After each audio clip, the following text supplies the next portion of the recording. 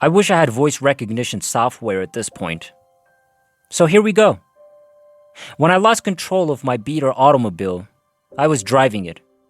The car tumbled down a sloping embankment many times in an elongated diagonal. I felt as if my deceased father was supporting my head while I was tossed around like a quarter in a box. I was in a soaring dream the next thing I knew. I was doing fantastic. I've had flying dreams since I can remember, but this one was unique in that I could still fly when I thought about flying. When I analyzed the trip, I did not descend or land. Instead, continued to fly. When I tried to fly higher, I flew higher. When I wanted to move forward, I moved slower. And when I wanted to move down, I couldn't. So when I tried to halt, I realized I was being softly dragged upward. That's when I realized there was something wrong. I wasn't hallucinating.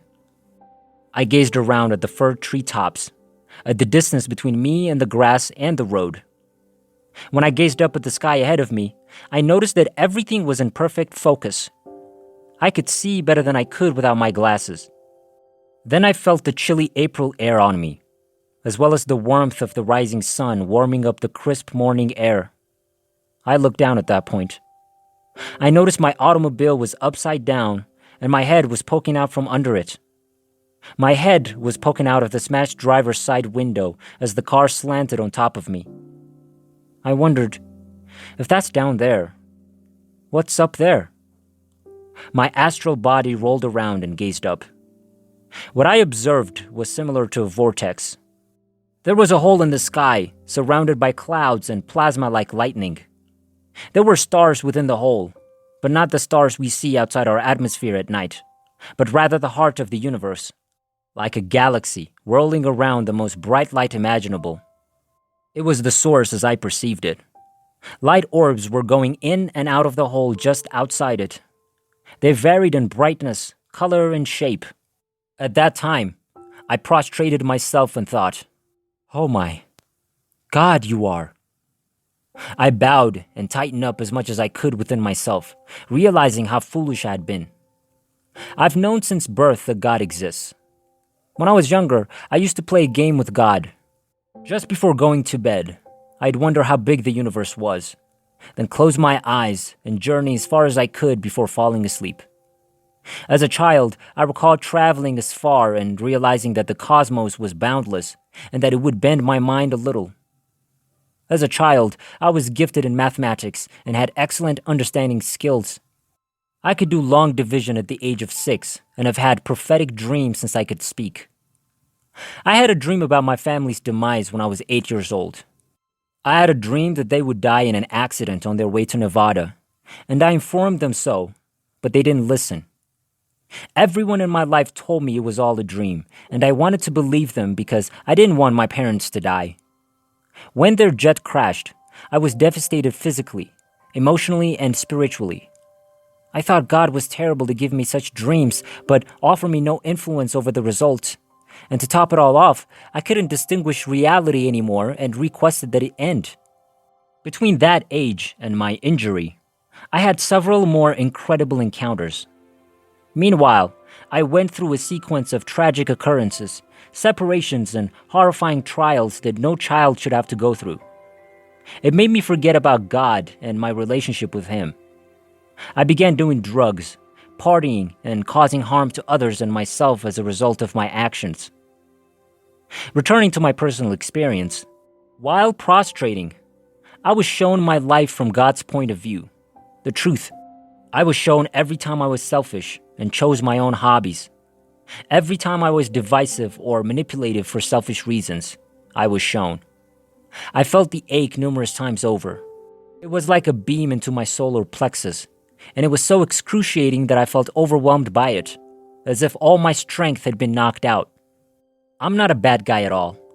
I can't imagine how I'd feel if I'd been aggressive or committed other crimes against my peers. A review like that, I'm sure, would be horrible. An entity comprised of light appeared by my side at this point. I was not religiously raised or baptized. I could be mistaken, but it might feel like what people refer to as Christ. It was not the Christ depicted in paintings or photographs. It was not the Christ the evangelicals preach about. It was neither America's Christ nor any other portrayal of Christ I'd seen. In the small, yet dazzling light that it was, this thing was so pure and benevolent that I couldn't grasp the level of compassion it possessed. I couldn't comprehend this incredible love until it touched me and said, "I'll take it. It's for me," and took the beam from me and touched me. "You are forgiven," he replied as his light seemed to wane for an instant and the beam vanished. "You are flesh, and with flesh comes biology, psychology, instinct, desire, mechanism, ego, and all that comes with it. Being flesh is to sin. It is the nature of being. Being human is without flaws." This made me relax in ways I haven't felt since. That's when I realized he was a part of the bigger light, and in some ways, a keeper of our world.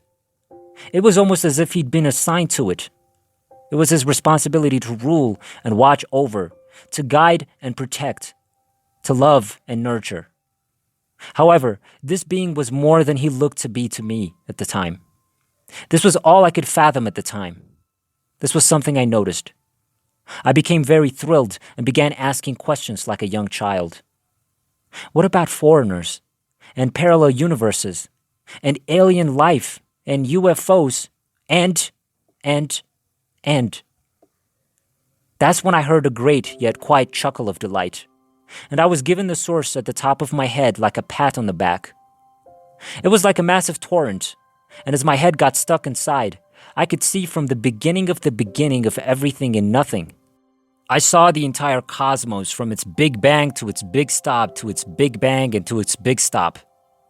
I possessed the universe's memories, cosmology, biology, spiritualism, consciousness, being, non-being, physics, and mathematics all made sense to me. I was aware of everything there is to know and unknow. God is all that can ever be, and everything that can never be. And because I'm human, I can only comprehend it in human terms. Even humanity's best is still human, and everything will be anthropomorphic. It's like a chair gazing at a table and seeing a strange chair without a back. The chair may never realize it's a chair, but it will nonetheless function as one. It may never question whether it's a chair or look beyond its chairness, but it will always remain a chair. I used to worry when I was 14 if God could construct a rock so heavy that he couldn't lift it. Yes. No. All at once, at the same moment, and absolutely nothing. I understood I was out of place and had a body after this tremendous discovery. It came to me that if I did not return to said body, it would stop working because I was the thing that propelled it ahead in time and space. At this point, I apologized for interrupting the fantastic narrative and stated I'd be eternally grateful, but I had to return. Something told me that I had to accept whole responsibility for what I had done. I instantly gathered myself as best I could and whooshed back to alongside the light entity, or Christ, then jumped back to my body like a salmon running upstream. When I got back in, I entered through the top of my head, and it went whomp with incredible force, like an airtight jar sealing. It was like trying to squeeze a supercomputer into an Amiga. It simply wouldn't work. I experienced a departure moment and let go of some of my understanding so I could rapidly return to my vessel. I knew I'd be able to rejoin later and that it would be ready for me when I returned. But for now, I had a job to do, so I went back in. It was cold and lonely. There was no electricity or plumbing, and it appeared to be a large vacant house that had been abandoned. It appeared dark and echoey. I nearly panicked, but determination took over. I made my way through my spinal cord to my limbs. I had no trouble going down my right leg. I attempted to go down my left leg, but there was no connection.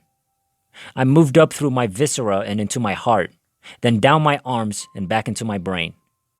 I went into my medulla oblongata, or what I thought was the center of my brain, and tossed the switches like a captain. "Okay, brain, let's get this body going," I said. I told my heart to keep pumping and my blood flowing, but that it should clot on my hip. I then tried to take a breath. My breath made a loud whistling sound. When I opened my eyes, all I saw was blood. My eyes were covered by a film of sticky red goo. I blinked and it was gone. When I tried to move, a sound like a bag of stones rattled up my spine into my head and brain, and I came to a halt. I could hear buzzing off the open door and the static of the radio that was still playing. It was unsettling. I looked around and noticed a trooper nearby. When I looked at him, he was crying. "I thought you were dead," he said. "Don't worry. I just talked to God. Everything will be fine," I said. A paraphrase formalized. I gazed at his hat while he grasped my hand. You know, the one that resembles a cowboy hat? "You're my hero," I told him, and he responded I was his.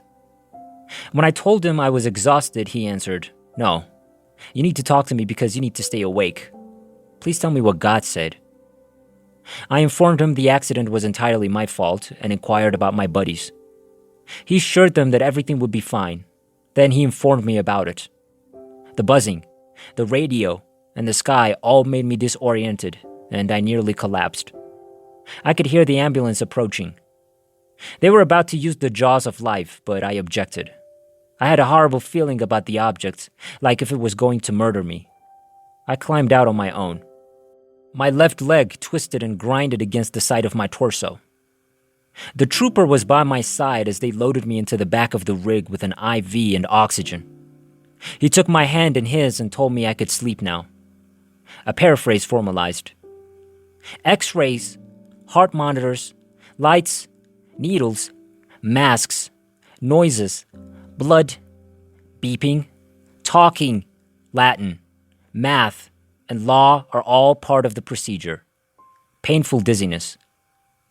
A paraphrase formalized. I was in and out of consciousness for 36 hours in the intensive care unit. I had a morphine epidural, and I swear there were spiders everywhere. There were nuns and a priest present. They continued coming in and praying, and the priest at least 3 times gave me my last rites as they waited for my mother to arrive. Most of the time, I hovered over my head, viewing everything as if it were a carnival. Every time they began with the last rites, I would return to my body and exclaim, "Stop that! I'm not dead yet."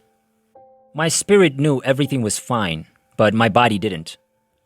I knew my body thought it was about to die multiple times, but my spirit refused to believe any of it and simply kept posting. Christ appeared at the same moment, formed of light. He was stunning, just like a Jew. Long, dark, curly hair, and a handsome face with big brown eyes, a prominent nose, and a jawline. He was dressed in a monk's cloth robe that was tied with rope fiber. Nothing fancy, but filled with the most brilliant light imaginable. He gave a knowing smile while looking anxious. I began, "Whoa, that's awesome. How do you do it? How do you do that? You've arrived. What brings you here? You used to be there and now you're here. Did you hear me? It's fantastic that you can accomplish that. You've arrived. Poof. You're fantastic. Thanks. What now? You must now live the truth." Is that it? That's simple. That's something I'm capable of. I did exactly what you said. I revealed the truth and accepted responsibility. I know I can do it. I know, he responded, sounding pleased with himself. It won't be easy. In fact, it might be the most difficult thing you've ever done. He took a peek at the cross. It made sense to me all of a sudden.